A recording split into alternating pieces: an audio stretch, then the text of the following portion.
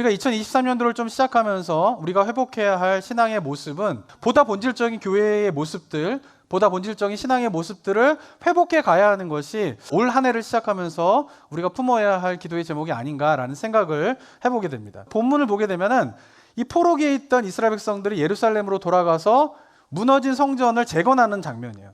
포로기 이전의 환경과는 달라진 예루살렘의 모습인 것이에요.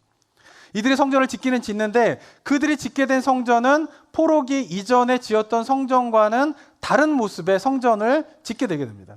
그러니까 예루살렘으로 돌아오긴 돌아왔는데 포로기 이전의 환경과는 전혀 다른 환경 속에서 그들이 새로운 신앙에, 여호와 하나님을 믿는 신앙이 무엇인가를 깨달아가게 되면서 성전을 건축하게 되는 이야기가 바로 에스라의 본문의 말씀인 것입니다. 그런 상황이 지금 우리가 처해하고 있는 상황과 좀 비슷하지 않은가라는 생각을 해보게 되면서 우리 성도님들과 한 주간 에스라 본문의 말씀을 가지고 묵상을 해보기를 원합니다. 오늘 우리에게 주시는 하나님의 말씀은 에스라서 1장 1절에서부터 4절까지의 말씀을 한번 교독해서 읽어보도록 하겠습니다. 제가 1절부터 읽겠습니다. 바사왕 고레스 원년에 여호와께서 예레미야의 입을 통하여 하신 말씀을 이루게 하시려고 바사왕 고레스의 마음을 감동시키심에 그가 온 나라에 공표도 하고 조소도 내려 이르되 바사왕 고레스는 말하노니 하늘의 하나님 여호와께서 세상 모든 나라를 내게 주셨고 나에게 명령하사 유다 성전을 건축하라 하셨나니 이스라엘의 하나님은 참신이시라. 너희 중에 그의 백성된 자는 다 유다 예루살렘으로 올라가서 이스라엘의 하나님 여호와의 성전을 건축하라. 그는 예루살렘에 계신 하나님이시니라. 그 남아있는 백성이 어느 곳에 머물러 살든지 그곳 사람들이 마땅히 은과 금과 그 밖의 물건과 짐승을 도와주고 그 외에도 예루살렘에 세울 하나님의 성전을 위하여 예물을 기쁘게 드릴지니라 하였더라. 아멘. 에스라서는요, 이제 포로로 잡혀가 있던 유다 백성들이 예루살렘으로 돌아와서 성전을 재건하는 이야기를 담고 있습니다. 자, 2023년을 이제 시작하면서 한 주간 동안 오늘부터 시작해서 일주일 동안 새벽 기도회를 통하여서 이 말씀을 묵상하기 원하는 것은 우리가 이제 코로나로 이제 3년의 시간을 보내지 않았습니까? 그걸 돌아보게 되면은 그 3년의 시간들 동안 우리가 회복해야 할 교회의 모습과 우리 그리스도인의 신앙의 모습이 있는 것을 보게 됩니다. 그러면서 이제 회복에 대해서 묵상을 하면서 제가 느끼게 되는 것은 뭐냐 하면은 우리가 2023년도를 좀 시작하면서 우리가 회복해야 할 신앙의 모습은 단순히 코로나 이전으로의 회귀는 아니라는 것이에요. 왜냐하면은 우리가 회복을 생각할 때 기억해야 할 것은 코로나 이전의 신앙으로 단순한 회개가 우리가 오늘날 바라봐야 될 회복은 아닌 거라는 생각이 듭니다.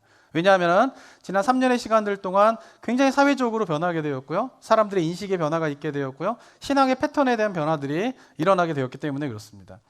우리가 복음을 전해야 되는 비그리스도인들의 생각들이 많이 달라졌어요. 3년 동안. 그리고 신앙생활하고 있는 그리스도인들의 모습을 봐도 생각적으로나 신앙의 패턴적으로 굉장히 변화가 일어난 가운데에 2023년을 우리가 맞이하고 있는 것이죠. 그러니까 우리가 생각해야 할 회복은 뭐냐면 단순하게 그냥 과거로의 회귀로서의 회복이 아니라 이전에 하던 것 하자, 이전에 했던 거 멈추었던 거 다시 시작하자, 이런 의미의 회복이 아니라 새로운 시대와 새로운 환경 속에서 우리가 회복해야 돼요. 어쩌면은 보다 본질적인 교회의 모습들, 보다 본질적인 신앙의 모습들을 회복해 가야 하는 것이 올 한 해를 시작하면서 우리가 품어야 할 기도의 제목이 아닌가라는 생각을 해보게 됩니다.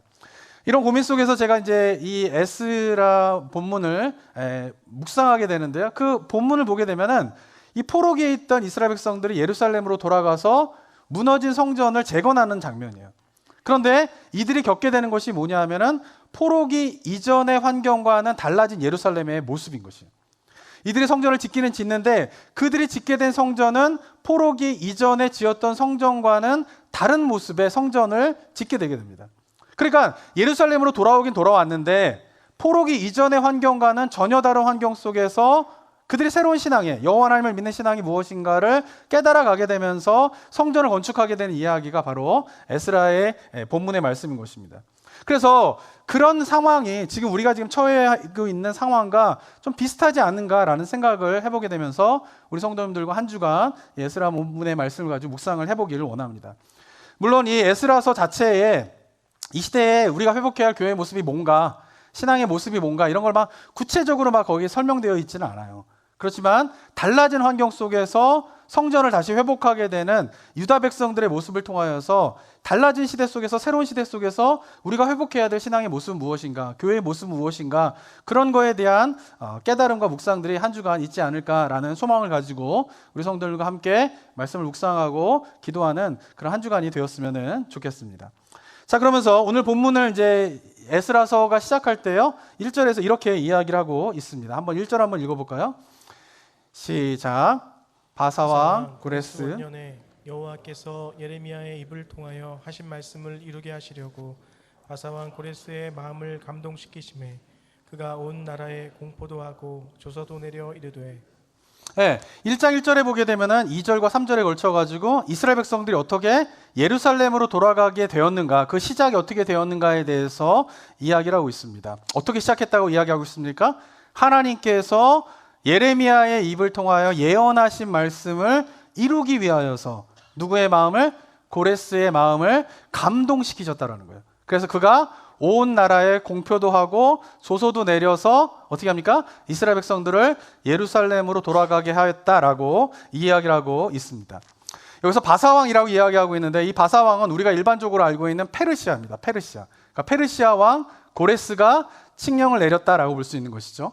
이때가 언제냐면은 BC 538년인데 이 공표를 할 때 538년인 때 유다 백성들이 이제 바벨론의 포로로 잡혀갔을 때가 586년입니다. 그러니까 바벨론의 포로로 잡혀간 지 50년의 시간이 흐르면서 바벨론 제국은 멸망을 당하게 돼요. 그래서 고레스에 의해서 페르시아 제국, 바사 제국이 세워지게 되고 그 원년에 고레스가 페르시아의 왕이 된 원년에 칙령을 내려서 이스라엘 백성들이 이제 예루살렘으로 돌아가게 되었다라고 이야기를 하고 있습니다. 그러면서 고레스의 칙령에서 고레스가 어떻게 이야기하고 있는지에 대해서 2절에서 이렇게 이야기합니다. 2절 한번 볼까요? 한번 읽어보겠습니다. 잘 보이시나요? 글씨가 지금 한번 읽겠습니다. 시작. 바사왕 고레스는 말하노니 하늘의 하나님 여호와께서 세상 모든 나라를 내게 주셨고 나에게 명령하사 유다 예루살렘에 성전을 건축하라 하셨나니. 네, 고레스가 이야기하는 거예요. 고레스가 칙령에서 어떻게 이야기하고 있냐면은 하늘의 아버지, 하늘의 하나님 여호와께서 어떻게 해요? 세상의 모든 나라를 누구한테 줬대요? 고레스의 나에게 주셨다는 거예요. 그리고 여호와 하나님께서 나에게 명령하사 유다 백성들을 예루살렘으로 돌려보내서 성전을 건축하게 하셨다라고 누가 이야기하고 있어요? 고레스가 이야기를 하고 있는 것이에요.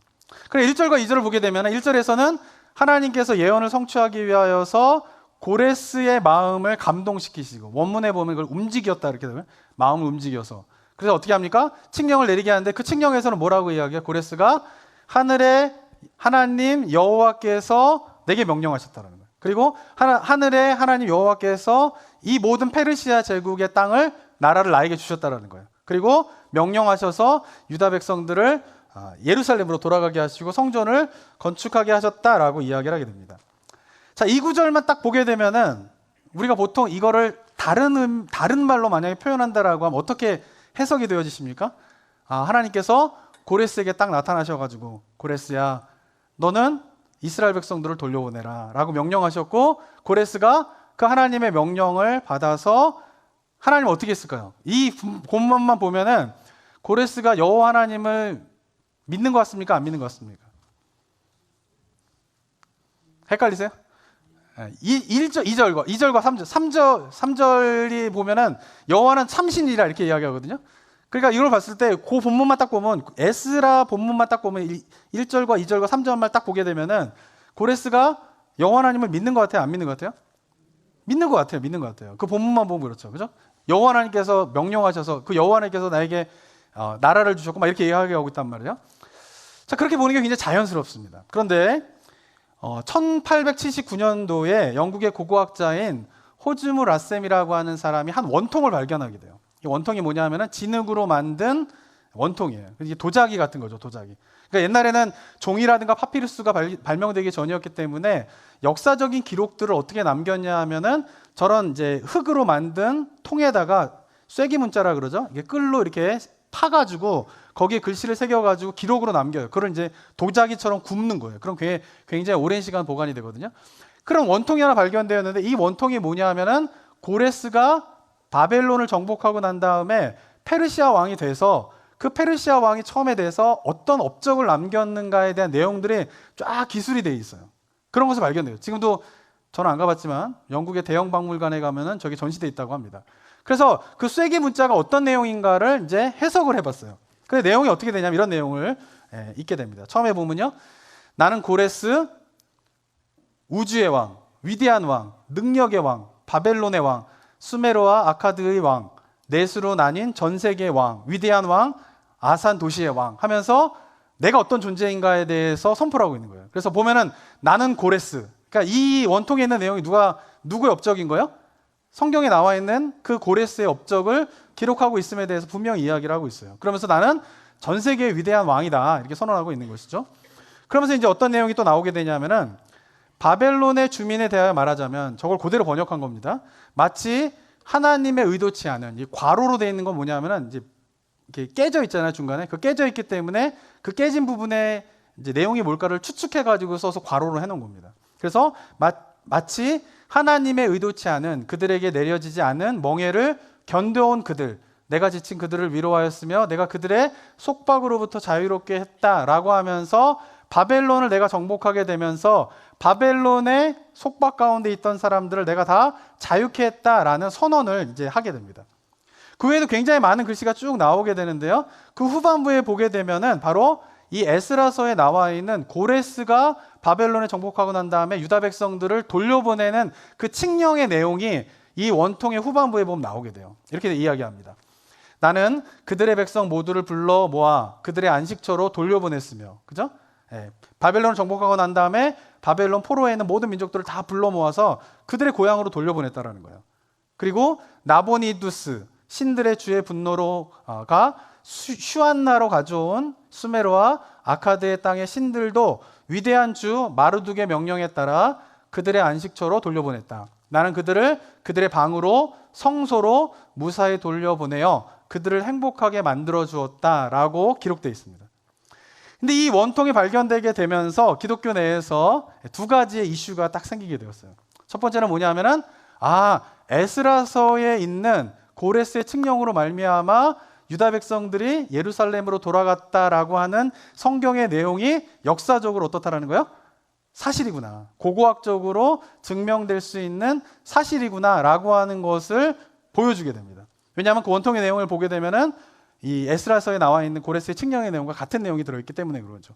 그죠? 근데 이제 또 하나의 이슈가 생겼는데 그것은 뭐냐면은 아까도 말씀드린 것처럼 에스라서 1장 2절 3절만 보게 되면은 하나님께서 고레스에게 딱 나타나셔가지고 고레스야 유다 백성들을 돌려보내라. 내가 그들의 성전을 짓게끔 하여라 라고 말씀하셔서 고레스가 주님 여호와 하나님 제가 그렇게 하겠습니다 라고 해서 돌려보낸 것 같은데, 그래서 보기에는 고레스가 에스라서만 보게 되면 어떻게 해요? 여호와 하나님을 믿게 되었구나. 그래서 여호와 하나님 말씀에 순종하게 되었구나 라고 보여지는데 원통의 내용을 보면 어떻습니까? 그게 아닌 거예요. 원통의 내용을 보면 어떻습니까? 원통의 내용에도 내가 모든 민족들을 돌려보낼 때에 유다 백성들이 믿는 여호와 하나님을 내가 기쁘게 하고 여호와 하나님의 순종하여서 내가 이것을 했다라고 원통에도 기록되어 있었다면은 그렇게 믿을 수 있는데 원통이 어떻게 되어 있습니까? 한번 다시 한번 볼까요? 중간에 보시면은 뭐라고 되어 있습니까? 위대한 주 누구의 명령에 따라? 마르둑의 명령에 따라. 마르둑은 누구냐면은 그 페르시아 지역에서 오랫동안 믿고 있던 여러 신들이 있는데 그 신들 가운데 최고의 신이 마르둑이에요. 마르둑 신은 그 메소포타미아 문명 속에 보면 이 마르둑은 세상을 창조한 신이에요. 그들이 믿는. 근데 이 원통에 보면은 고레스가 지금 누구를 찬양하고 있어요? 여호와 하나님을 찬양하는 것이 아니라 누굴 찬양하고 있어요? 마르둑을 찬양하고 있는 거예요. 마르둑의 여호와 하나님의 명령에 따라 에스라에서는 그렇게 되는데 원통을 보니까 여호와 하나님의 명령에 따른 게 아니라 누구의 명령에 따라? 마르둑의 명령에 따라 그랬다라는 거예요. 그리고 내용을 쭉 보게 되면 이제 마르둑에 대한 찬양이 저 원통에 쫙 있게 되게 됩니다. 어떻습니까? 원통의 내용을 보면은 에스라서에 있는 내용과 어떻게 되는 거예요? 뭔가 상충되는 듯한 그런 내용들이 이제 생기게 되게 되는 것이죠. 자, 이럴 때 어떻게 사람들이 반응할까요? 둘 중에 하나예요. 어떻게 할까요? 성경 말이 거짓말이구나. 성경에서 그것은 뭐예요? 그렇게 이야기한 거는 실제로 고레스가 하나님의 명령에 따라 유다 백성들을 보낸 게 아니라 그것을 어떻게 해요? 성경에서 그렇게 성경의 저자들이 해석을 했구나. 실제는 그런 게 아니구나 라고 생각을 하는 거죠. 또 한 부류는 뭘까요? 뭐가 거짓말일까요? 저 원통이 어떻게 해요? 잘못됐다는 거예요. 잘못됐다는 거예요. 뭐가 맞아요? 성경이 맞다라는 거예요. 라고 생각을 하는 견해로 갈라지게 되는 것이에요. 근데 기독교 역사 속에서 이런 일들이 여러 번 있었어요. 예를 들면은 예전 사람들은 비가 내린다 그러면 그 비는 누가 내리는 거예요? 하나님이 내리는 거예요. 여호와 하나님을 믿지 않던 사람들도 비가 안 와요. 그럼 보통 누구에게 제사를 지내죠? 신에게 제사를 드리는 거예요. 왜? 비를 내리느냐 마느냐는 누가 결정하는 거예요? 신이 결정하는 거예요. 신이 그렇게 믿었단 말이에요. 성경 속에서도 그러잖아요. 비가 내리지 않는 거는 하나님이 결정하시지 않아서 안 내린 거예요. 그러니까 비가 내리도록 하기 위해서 뭐요? 하나님이 결정을 하셔야 되는 거예요. 근데 이제 17세기, 18세기에 과학이 발전되고 대기과학이 발전되고 우주가 발견되고 막 이러게 되면서 비는 어떻게 내리는 거예요? 저는 어려운 질문 안 드리죠? 우리 성도님들이 알고 있는 비는 어떻게 내리는 거예요? 수증기가 어떻게 해요? 물에 있는 수증기 올라가서 공중에서 구름이 형성되게 되고 구름에서 어떻게 해요? 물의 무게가 차게 되면은 거기서 비가 떨어지게 되는 거예요. 그럼 뭐요? 자연 법칙의 순환에 따라서 비가 내려지게 되는 것이다라고 하는 과학적인 발명이 발견되어지는 거예요. 그럴 때 어떻게 해요? 성경에서 그동안 비는 하나님이 내리시는 거야라고 믿고 있던 신앙과 어떻게 되는 거예요? 또 충돌이 일어나게 되는 거예요. 그럼 이걸 어떻게 이렇게 해석을 해야 되느냐라고 하는 것이 굉장히 중요한 문제가 된다라고 하는 것이죠. 제가 오늘 성도님들과 한번 나누고 싶은 오늘 설교의 주제는 뭐냐면요. 바로 하나님께서 성경은 분명히 역사를 주관하신다라고 말씀하고 계세요. 그리고 여러분의 삶을 주관하신다라고 말씀하고 계세요. 그것의 참된 의미가 무엇인가를 정확하게 우리가 알고 나의 삶에 역사하시는 하나님, 온 세상을 주관하시고 역사하시는 그 하나님을 우리가 온전히 바라보고 있는가라고 하는 것을 한번 묵상해 보기 원하는 것입니다. 자, 이 두 가지의 내용들을 가지고 한번 합쳐보면은 오늘 본문을 어떻게 해석해야 되냐 하면은 이렇습니다. 페르시아 제국을 다스리게 된 고레스는요, 이 페르시아 제국이 너무 광대한 제국이에요. 한번 그림을 보시면요, 페르시아 제국의 영토를 보게 되면은 이렇게 광대한 곳이에요. 이게 아시아에서부터 이제 지금의 터키까지, 그다음 이집트까지 다 차지하고 있는 거죠. 근데 이게 얼마나 광대한 것인가 잘 감이 안 잡히실 거예요. 근데 페르시아 제국 전에 바벨론 제국이 얼마나 한 사이즈는 이 정도 사이즈였어요. 그러니까 바벨론 제국도 엄청나게 큰 사이즈였는데 그 바벨론 제국을 무너뜨리고 페르시아 제국은 그 바벨론 제국보다 2배, 3배 큰 제국의 엄청나게 넓은 땅을 다스리게 되었어요.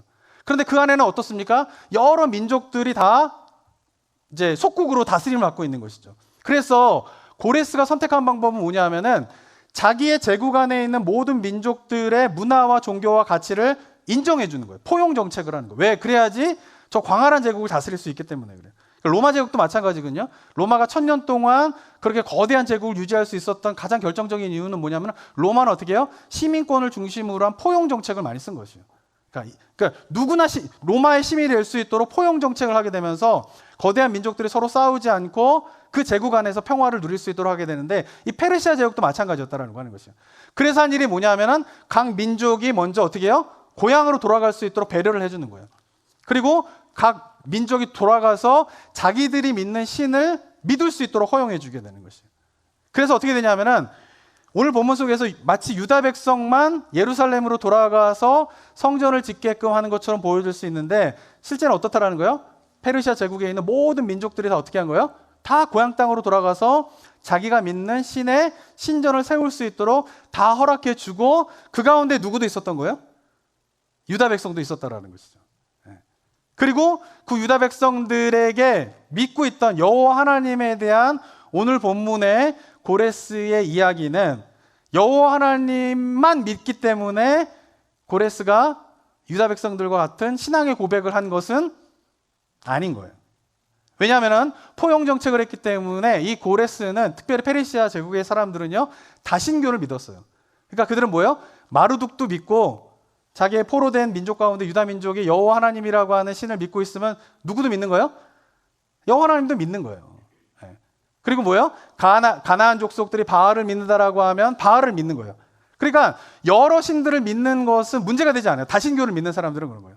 힌두교도 그렇군요. 힌두교도 여러 신을 믿는 게 어렵지 않아요. 제가 이제 네팔 같은 데 가보게 되면요. 힌두교 국가는 유일하게 네팔이거든요. 네팔에 가서 전도하면요. 여기서 이제 전도해가지고 한 번도 내가 전도해가지고 예수님을 믿게 한 경험이 없다. 마음으로 손들어 보세요. 겉으로 손들면 좀 거시기 하니까. 예. 한 번도 나는 정말 누구한테 복음을 전해가지고 예수님을 믿게끔 해본 적이 없다. 그런 분 계세요? 네팔을 가세요. 네팔을 가면 가서 복음을 전하잖아요. 뭐 길거리든 캠퍼스든 예수님에 대해서 막 이야기하고 예수님을 믿으시겠습니까? 그러면 네팔 사람들은 다 네, 예스 다 그래요. 이유가 무엇 때문일까요? 10개 신을 믿는데 자기가 그 중에 하나 추가하는 거는 아무런 문제가 되지 않는 거예요. 네팔 사람들이 그래요. 그래서 전도가 참 어려워요. 그래서 제가 전도를 한번 나갔을 때 그때 네팔에 한번 선교회 가가지고 전도를 하는데 복음을 전할 때마다 막 다 믿는 거예요. 제가 진짜 영빨이 있구나. 내가 정말 능력이 있구나. 막 이렇게 생각했거든요. 근데 나중에 알고 보니까 선교사한테 이야기 들어보니까 그 사람들은 무조건 믿겠냐? 그럼 다 믿는다 그래요. 왜? 그들은 다신교이기 때문에. 그러니까 다신교의 특징이 그런 거예요. 그러니까 고레스가 오늘 본문에서 여호와 하나님이 내게 명령하여서 나에게 나라를 주셨고 나에게 명령하여서 이스라엘 백성들을 예루살렘으로 돌아가 성전을 건축하게 하였다라고 하는 이 말은 고레스가 유대인들과 같은 믿음 안에서 이런 고백을 한 것이 아니라 어떻게 해요? 유다 백성들을 존중하는 의미로 포용 정책을 하고 있는 그가 그들의 언어로 그들이 여호와 하나님에게 말하는 그 언어 그대로 자기가 사용해서 칙령으로 그렇게 써서 보내준 거예요. 만약에 가나안 민족에게 칙령이 보내졌으면은 바알은 위대한 신으로 나에게 모든 나라를 주셨고 바알이 명령하여서 가나안 너희 족속을 너희 땅으로 돌아가게 하였다라고 썼을 거예요. 뭐 발견된 건 없지만. 그러니까 고레스가 이렇게 이야기하는 건 그런 의미였다라고 볼 수가 있다라고 하는 것이죠. 그럼 제가 이렇게 해석을 해드리면은 우리 성도님들 가운데 어떤 생각이 드시나요? 이게 뭐야 그럼 성경에서 고레스를 역사하셔서 고레스를 주관하셔서 보낸 게 아니었단 말이야? 이렇게 생각이 드시나요? 뭐야 이게 고레스에게 하나님께 나타나 고레스에게 명령하셔서 유다 백성들을 돌아가게 하신 하나님의 역사가 아니었단 말이야? 라고 생각이 드시나요? 그러니까 만약에 그런 생각이 든다라고 하면은 하나님의 역사가 하나님이 주관하셔서 이 역사가 움직인다라고 하는 성경적인 의미에 대해서 잘못 알고 계신 거예요.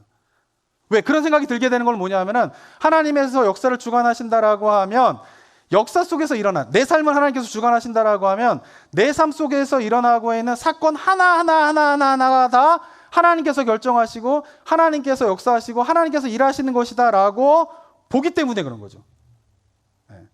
근데 성경에서 이야기하고 있는 것은 뭐냐면은 하나님께서 모든 역사 가운데 일어나고 있는 사건 하나하나를 다 뭐예요? 간섭하시고 결정하시고 그렇게 역사하시는 것이 아니다라고 하는 것을 성경은 이야기하고 있는 것이에요. 제 이야기를 드린 이유가 무엇 때문이냐면요. 우리가 하나님께서 역사를 주관하시고요. 나의 삶을 주관하시는 분이다라고 하는 것을 믿는 것이 굉장히 중요해요. 그런데 이 시대의 많은 그리스도인들의 기도가 어떻습니까? 하나님께서 나의 삶을 주관하시고 역사를 주관하신다라고 하는 확신 속에서 드려지는 기도가 점점 줄어들고 있어요. 왜? 역사를 주관하시는 하나님의 일하심에 대한 믿음이 약해지고 있기 때문에요. 이유가 무엇 때문이냐면은 하나님이 역사를 주관하신다라고 하기에는 우리 삶의 주변에 너무나 끔찍한 일이 많이 벌어지고 있는 거예요. 지난 세월 때도 마찬가지죠. 코비드를 겪으면서 많은 신앙인들이 겪는 고민이 뭐예요? 하나님께서 역사를 주관하신다면 어떻게 코비드가 이렇게 발생할 수 있냐라는 거예요. 그리고 하나님께서 역사를 주관하신다라고 하면 이 코비드는 어떻게 해요? 우리가 열심히 기도하면 빨리 없어져야 되잖아요. 근데 1년이 지나고 처음에 그랬잖아요. 우리가 코비드를 위해서 기도할 때 하나님 코비드가 없어지게 해주세요. 코비드를 낫게 해주세요. 다음에 처음에 기도할 때는 사람들이 어떻게 기도했어요? 없어질 거라고 믿고 기도 안 하셨나요? 저만 그렇게 기도했나요? 근데 점점 어떻게 해요? 기도해도 1년이 지나고 기도해도 2년이 가고 기도해도 3년이 지나고 그러다 보니까 점점 마음속에 어떤 마음이 드는 거예요? 기도하는 게 무슨 의미가 있나? 하나님께서 정말 역사를 주관하시는 분이고 이 모든 것들을 주관하신 분이다라고 하면 왜 이것이 없어지지 않는가? 왜 이것이 뭐예요? 나타나게 되었는가? 이런 생각들이 들게 되잖아요. 러시아가 우크라이나를 침략할 때도 마찬가지죠. 러시아가 우크라이나를 침략해가지고 수많은 사람이 죽었잖아요. 지금 거의 10달 동안의 전쟁 속에서 엄청나게 많은 사람들이 죽어가고 있잖아요. 우리 시대 속에서 그를 어쩌면 처음에 여기 6.25를 거치신 분들은 모르겠지만은 그죠? 정말 그때는 그래도 라이브로 생방송이 안 됐잖아요. 몇 명이 죽었는지 어떤 사상자가 났는지 이거 잘 몰랐잖아요. 돌아놓고 보니까 굉장히 많은 사람이 죽었다 이렇게 되잖아요. 근데 우리가 살고 있는 시대의 아픔은 뭐냐면요. 전 세계에서 전쟁이 벌어지면은 그 전쟁으로 말미암아 몇 명의 사람이 죽었고 어떻게 죽게 됐고 어떻게 끔찍한 일이 벌어지는가가 라이브로 생방송되고 있는 시대를 살아가고 있어요. 정말 가슴 아픈 시대를 살아가고 있는 거예요. 근데 그러면서 어떻게 돼요? 그 전쟁 속에서 수많은 사람들이 죽어가는 모습들을 보게 되면서 과연 하나님께서 역사를 주관하신다라고 하면 어떻게 이런 일이 일어날 수 있는가에 대한 의구점들이 많은 그리스도인들에게 일어나고 있다라고 하는 것이죠. 역사를 주관하신다면 침공이 없어야 되고, 역사를 주관하신다면 전쟁이 빨리 끝나야 되고, 역사를 주관하시는 하나님이라고 하면 이 전쟁에서 더 이상 끔찍한 사람들이, 서민들이 죽지 않도록 하나님께서 일하셔야 되는 거 아닌가? 라는 마음이 있잖아요. 근데 그런 일이 일어나지 않아요. 여전히 죽고 한 달이 지나고 두 달이 지나고 6개월이 지나고 10달이 지나가고 이 전쟁이 언제 끝날지 모르는 가운데에서 우리가 살게 되면서 많은 그리스도인들 어떻습니까? 우크라이나를 위해서 기도하나요? 우리 성도는 우크라이나를 위해서 기도하세요? 어떻게 기도하세요? 근데 그 이유가 뭐냐라는 거예요. 하나님의 역사를 주관하시지 않기 때문에 그런 일이 일어나는 거예요? 아니라는 거죠. 하나님이 역사를 주관하신다라고 하는 의미가 무엇인가에 대해서 우리가 올바로 이해하지 못하기 때문에 그래요. 우리는 일어나고 있는 사건 하나하나가 다 하나님의 결정이고 하나님께서 일하셔야지만이 역사를 주관한다라고 생각하는 거죠. 고레스가 어떻게 해요? 고레스를 주관한다라고 하는 건 무슨 말이에요? 우리가 이해하고 있는, 보통 일반적으로 많은 그리스도인들이 이야기하고 있는. 제가 오늘 이걸 굉장히 길게 설교하는 이유가 뭐냐면요. 하나님께서 역사를 주관하시고요. 하나님께서 나의 삶을 주관하신다라고 하는 이 사실에 대한 확신이 회복되지 않으면 기도가 안 열려요. 그러니까 우리 성도님들이 기도가 열려야 돼요. 기도가. 근데 기도가 열리지 않는 이유는 뭐냐면 내가 지금 기도하고 있는 그 하나님이 역사를 주관하시고 내가 기도하고 있는 그 하나님이 나의 삶을 주관하신다라고 하는 확신이 무너지면 기도의 문이 안 열리는 거예요. 그래서 우리 성도님들이 이 부분에 대해서 제가 오늘 설교를 하면서 잘 이해하셔가지고 받아들여서 기도의 문이 열리게 되길 소망합니다. 근데 그렇지 않다면은 한 주간 동안 과연 역사를 내 삶을 주관하신다라고 하는 그 의미가 무엇인가? 내가 그것을 정말 신뢰하며 바라보고 있는가? 만약 내가 신뢰하며 바라보고 있지 않다라고 하면 나는 그것을 왜 신뢰하지 못하고 있는가에 대한 부분에 대해서 우리 성도님들 깨달으셔야 돼요. 그게 확신이 회복되어야지만이 기도의 문이 열리기 때문에. 그래서 저는 바라기는 우리 성도님들이 올 한 해 가운데에 역사를 주관하시는 그 하나님에 대한 확신 속에서 기도의 문들이 열리게 되기를 원해요. 근데 그것을 자꾸 가로막는 게 뭐냐 하면은 우리 삶 속에서 일어나는 사건 하나하나에 일비하는 거예요. 좋은 일이 일어나면 하나님 감사합니다. 나쁜 일이 일어나면 하나님 저한테 왜 이러세요? 역사 속에서 뭔가 좋은 일이 일어나면 하나님께서 역사하시는군요.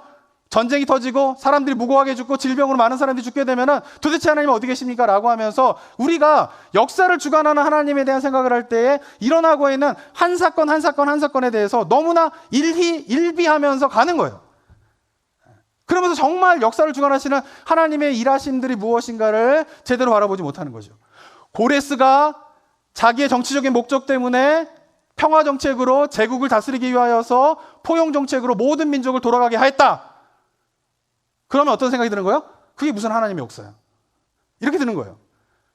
어때야지 하나님의 역사인 거예요? 고레스야, 내가 너에게 명령하느니 이 유다를 백성을 돌려보내라 라고 해서 주님, 여호와 하나님, 제가 이제 여호와 하나님을 믿겠습니다. 그리고 엎드려서 그래서 돌려보내면 고레스에게 역사여서 하나님이 일하셨구나 이렇게 보는 거죠. 이해가 되시나요? 그런데 이 고레스가 돌려보내게 되는 건 뭐냐면 자기의 정치적인 목적 때문에 돌려보낸 거예요. 정치적인 목적 때문에 유다가 믿는 그 여호와 하나님을 인정하는 거예요.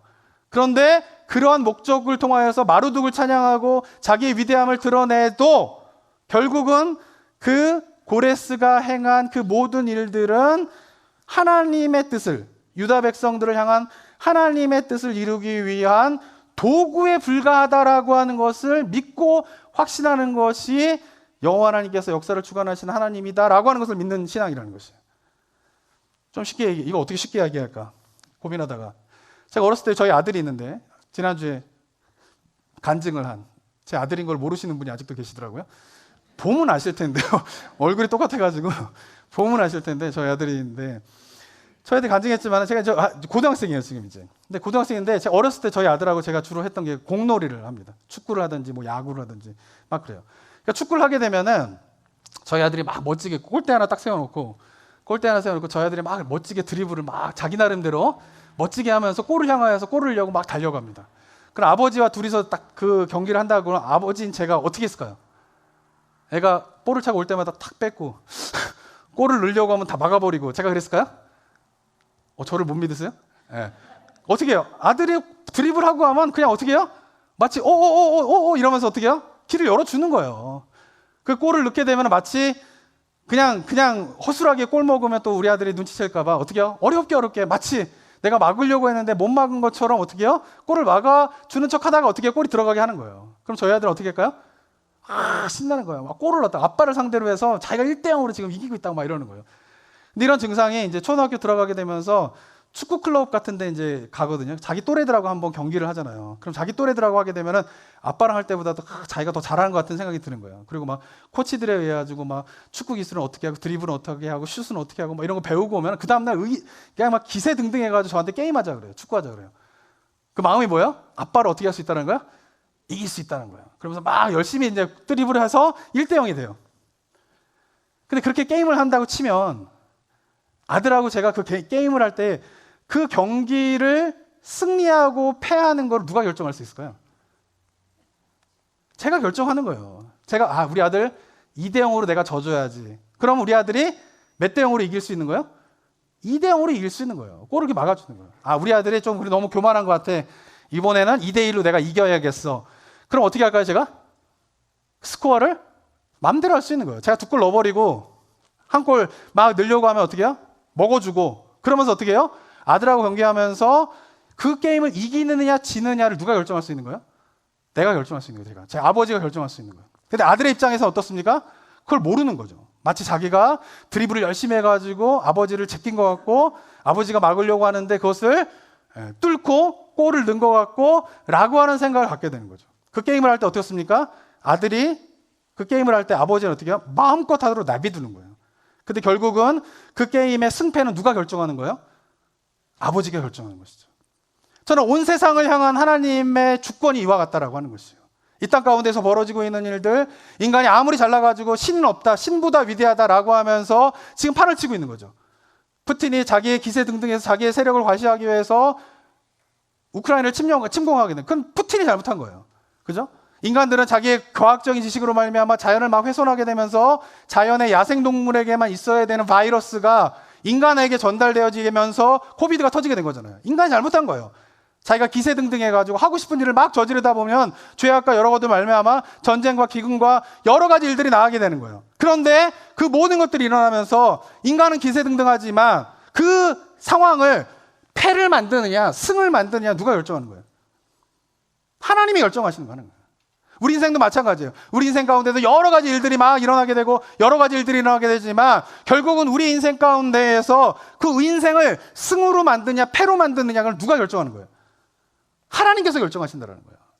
이 하나님께서 결정하시는 그 부분을 결국은 하나님의 뜻이 여러 가지 일들이 일어나도 그것이 일어난다라고 하는 확신을 갖게 될 때에 고레스가 아무리 나는 위대한 왕이야, 내가 믿는 마르둑은 위대한 신이야 라고 하면서 원통에다 새기고 마치 비유를 맞춰주듯이 유대인들의 비유를 맞춰주듯이 여호와 하나님을 어쩌면은 반은 조롱하듯이 어쩌면 반은 존중하듯이 여호와 하나님은 참신이라고 이야기하면서 여호와 하나님 앞에 겸손하게 여호와 하나님을 바라보는 것이 아니라 기세가 등등해서 어쩌면 자기보다 여호와 하나님보다 자기가 더 위대한 존재이다라고 하는 것을 밝히 드러내기 위해서 칙령과 조소를 내리지만 그 모든 것들은 결국은 유다 백성들을 향한 하나님의 뜻을 이루기 위한 뭐에 불과한 거예요? 도구에 불과한 거예요. 수단에 불과한 것이죠.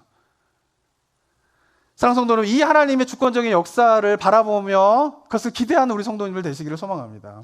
우리가 올 한 해를 시작하면서요, 우리 안에 별의별 일들이 다 일어날 수 있어요. 이 땅 가운데 별의별 일들이 다 일어날 수 있어요. 그럴 때마다 일희일비하면서 어떤 날은 하나님을 열심히 믿는 신앙처럼 살아가지만 어떤 날은 하나님이 계시지 않는 것처럼 기도조차도 안 하고 부르짖지도 않는 가운데에서 절망 가운데 살아가게 되는 그 신앙의 반복들을 좀 끊어버리고 어떤 일이 일어나더라도 나를 향한 하나님의 사랑을 결국 끊을 수 없으며 어떤 일이 일어나더라도 이 땅을 구원하시고자 하는 하나님의 구원의 계획은 결코 바뀔 수 없다라고 하는 확신 속에서 주님을 좀 바라보고 살아가는 우리 성도들 되시길 바랍니다. 그래서 바울과 같이 가난이나 기근이나 질병이나 하늘의 권세자들이나 그 어떤 것도 있을지라도, 그 어떤 것들이 일어나더라도 나를 향한 여호와 하나님의 예수 그리스도의 사랑을 결코 끊을 수 없다라고 하면서 마지막 달려가야 할 그 달려갈 길까지 정말 성실하게 최선을 다해서 달려가게 되는 그 바울과 같은 믿음의 삶의 모습이 우리 성도님들의 삶의 모습이 되시기를 소망합니다. 사랑하는 성도 여러분, 하나님 여러분의 삶을 주관하고 계세요.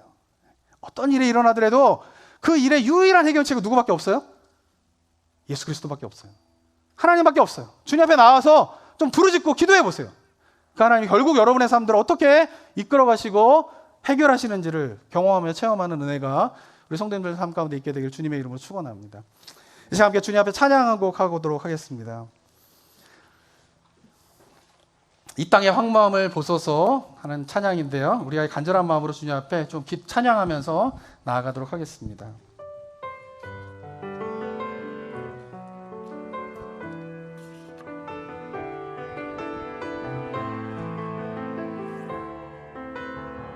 이 땅의 황무함을 보소서.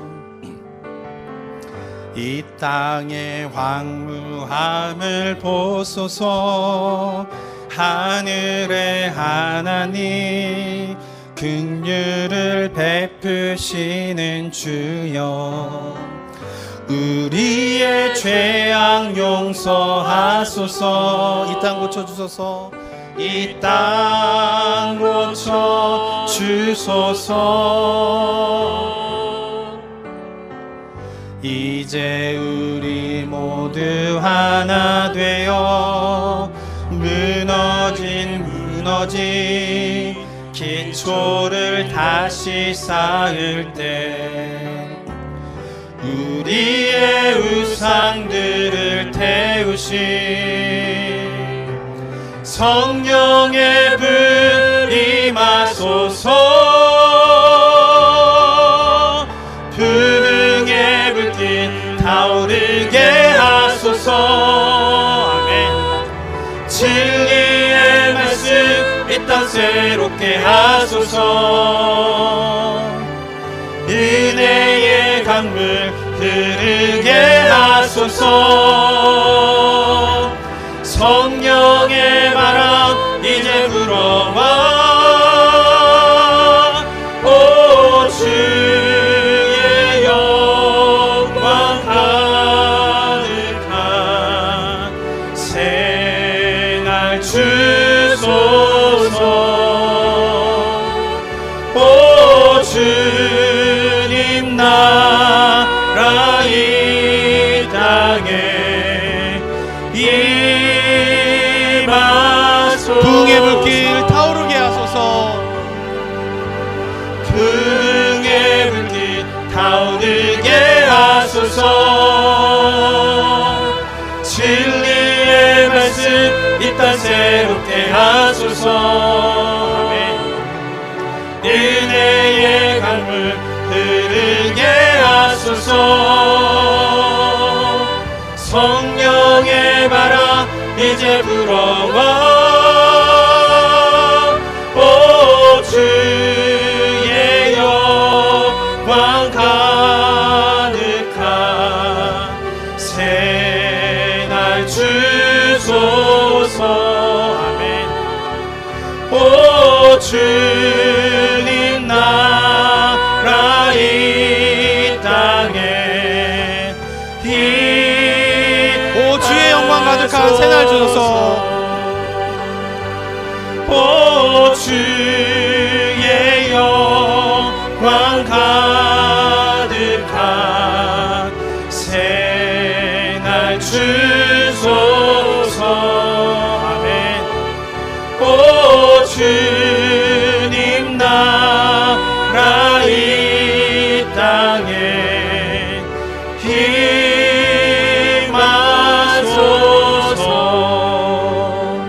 이 시간 주님 앞에 기도하며 나아갈 때에 사랑하는 성도 여러분, 어떤 마음으로 기도하고 계십니까? 나의 삶을 주관하시고 결국 나의 삶 가운데 선한 일을 이루실 그 주님을 바라보면서 일어나는 사건 하나하나를 하나님의 관점으로 해석해 가면서 그 하나님의 일하심들을 소망하면서 갈망하며 나아가고 계십니까? 아니면 하나의 사건 하나하나에 일희일비하면서 기뻤다가 좌절했다가 하나님을 믿었다가 실망했다가 라고 하는 것을 반복하고 계십니까? 어떤 날은 기도를 열심히 하다가 어떤 날은 또 삶 가운데 무너지는 일들이 생기면 기도하지 않고 하나님 앞에 나아가지 않는 것을 반복하고 계십니까? 사랑하는 여러분, 이 아침에 우리가 다시 한번 주님 앞에 기도하며 나갈 때에 역사의 주관자 되신 그 하나님을 바라보므로 우리 삶 가운데 어떠한 일이 일어날지라도 결국은 우리의 삶에 선을 이루시고 우리의 삶을 가운데 하나님의 뜻하신 바를 이루시는 그 주님을 바라보며 나의 삶을 온전히 맡겨드립니다. 올 한 해를 주님 앞에 맡겨드립니다. 주님, 새 일을 행하여 주시옵소서. 이 교회 가운데 우리의 삶 가운데에 우리가 살고 있는 삶의 영역 속에서 새로운 일을 행하여 주시옵소서라고 이 시간 함께 기도하며 주님 앞에 나아가게 되길 원합니다. 함께 기도하도록 하겠습니다. 아버지 하나님, 은혜 감사드립니다. 주님께서 허락하신 이 아침 주님 앞에 새해를 시작하면서 주님 앞에 온전히 올 한 해를 올려드리기를 원합니다. 하나님, 우리 성도님들의 삶과 마음 가운데에 친정 주님의 일하심과 주님의 역사하심과 온 역사를 주관하시고 우리 삶을 주관하시는 주님의 주권 앞에 우리가 온전히 우리의 삶을 올려드리며 나아가는 믿음의 고백들이 있게 하여 주시옵소서. 일어나고 있는 하나하나의 상황 속에서 하나님의 뜻이 무엇인가를 깨닫게 되며 그 속에서 결국은 하나님의 뜻을 이루시고 선한 일을 행하시는 하나님의 놀라운 역사를 바라보면서 나아가는 우리 성도님들에게 하여 주시기 원하옵나이다. 어떤 일이 있든지 간에 무슨 일이 벌어지든 간에 어떤 상황 속에서라도 결코 우리를 향한 하나님의 사랑을 우리를 향한 하나님의 뜻을 결코 꺾을 수 없도록 하는 아버지 바울이 고백하던 고백이 우리 성도님들의 고백이 되게 하여 주시옵고 하나님과 어떤 상황 속에서라도 주님을 바라보며 의지하며 아버 역사의 주관자 되신 그 하나님을 바라보며 나아가는 믿음의 삶이 우리 성도님의 삶의 모습이 될 수 있도록 성령을 역사해 주시고 주를 인도하여 주시옵소서. 아버지 이 가운데 그런 고백이 되는 삶이 되게 하시는 하나님이 될 수 있도록 아버지는 역사해 주시고 주님 인도하여 주시옵소서. 이 시간 한 번 더 주님 앞에 기도하며 나아갈 때에 올 한 해를 올려드리며 기도하기 원합니다. 여러분의 기도의 제목들 주님 앞에 좀 고백하시기 바랍니다. 근데 그럴 때에 주의하셔야 될 것이 있어요. 가능하면 여러분의 삶의 모든 것들을 좀 구체적으로 주님 앞에 올려드리는 기도를 하시기 바랍니다. 내 필요만 아뢰고 끝, 이게 아니라 주님이 원하시는 것은 우리 입술로 고백하는 우리들의 삶의 모습을 듣기 원하세요. 그리고 그렇게 말씀하실 때에 주님의 역사가 일어나게 됩니다. 이 시간 한 번 더 주님 앞에 기도하며 나아갈 때에 올 한 해 가운데 여러분의 기도의 제목들을 가지고 주님 앞에 기도해 보시기 바랍니다. 그리고 다만 그것이 주님의 뜻 가운데에서 내 뜻이 아닌 주님의 뜻 가운데에서 이루어지는 축복된 한 해가 될 수 있도록 주님 은혜를 더하여 주시옵소서라고 이 시간 마음을 다하여 산 앞에 한번 한 해를 의뢰하며 의탁하며 기도하도록 하겠습니다. 기도하겠습니다. 아버지 하나님, 은혜 감사드립니다. 올 한 해 우리 성도님의 삶을 속에서 구체적으로 일하시고 역사하시는 그 하나님을 바라보게 하여 주시옵소서. 잠잠히 있지 아니하고 주님 앞에 나아가게 하시고 나의 삶의 모든 것들을 아뢰며 고백하며 나아갈 심령마다 그 삶을 책임지시고 이끄시고 역사하시는 그 주님의 성결로 말미암는 기쁨과 평강을 하고 우리 성도님들에게 하여 주시옵소서. 주님이 나의 삶 가운데 함께 하시고 주님이 나의 삶을 책임지시며 주님이 나의 삶을 인도하고 계신다라고 하는 그 확신 속에서 올 한 해를 살아가는 우리 성도님들 삶이 되게 하여 주시옵소서. 염려와 불안과 걱정과 염려 속에서 살아가는 인생이 아니라 주님 앞에 온전히 우리의 삶을 맡겨드리며 주님 앞에 온전히 우리의 삶을 의탁하며 주님의 행하심과 주님의 역사를 바라보고 소망하며 나아가는 믿음의 백성의 삶이 우리 성도님들의 삶의 모습이 될 수 있도록 역사해 주시고 주님 인도해 주시고 함께하여 주시옵소서. 이 시간 기도하며 부르짖으며 나아가는 영혼들마다 심령들마다 그런 하나님의 놀라운 은혜를 경험하는 은혜가 있습니다.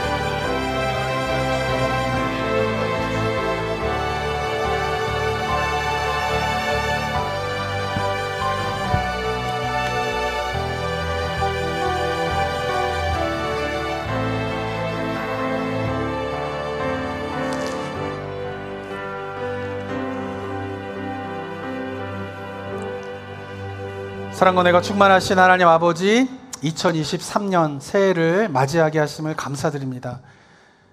우리가 새해를 맞이하면서 새 일을 행하실 하나님을 바라보고 기대하는 우리 성도님들 되게 하여 주시옵소서. 어제나 오늘이나 내일이나 어제가 오늘 같고 내일이 오늘 같은 그런 삶의 반복적인 삶으로 우리의 삶을 바라보는 것이 아니라 늘 새 일을 행하시기 원하시는 주님의 마음으로 새 일을 행하실 그 하나님을 바라보며 나아가는 우리 성도님들 되게 하여 주시옵소서. 그런 가운데에 나의 삶을 주관하시고 역사를 주관하시는 하나님의 주권 앞에 온전히 나의 삶을 맡겨드리며 내려놓으며 어떠한 일이 벌어지진 간에 그 어떠한 것이 일어나도 나를 향한 하나님의 뜻이, 나를 향한 하나님의 사랑을 결코 끊을 수 없다라고 하는 확신 속에서 우리의 삶의 모든 것들을 주님 앞에 올려드리며 또 이 세대 가운데에 이 세상을 향한 주님의 뜻이 어떠한 것을 깨달으면서 어떠한 일이 벌어진다 하더라도 이 땅을 구원하기 위한 이 땅을, 이 세상을 구원하기 원하시는 그 주님의 마음을 깨달아 그 주님 앞에 우리가 온전히 기도하며 부르짖는 삶의 모습이 우리 성도님들의 삶의 모습이 될 수 있도록 주님 인도하여 주시옵소서. 올 한 해가 그렇게 주님과 대화하며 주님의 주권 앞에 우리의 삶을 온전히 맡겨드리는 축복의 삶이, 축복의 해가 올 한 해가 될 수 있도록 주님 역사하여 주시옵소서. 은혜 감사드리며 예수 그리스도의 이름으로 기도드립니다. 아멘.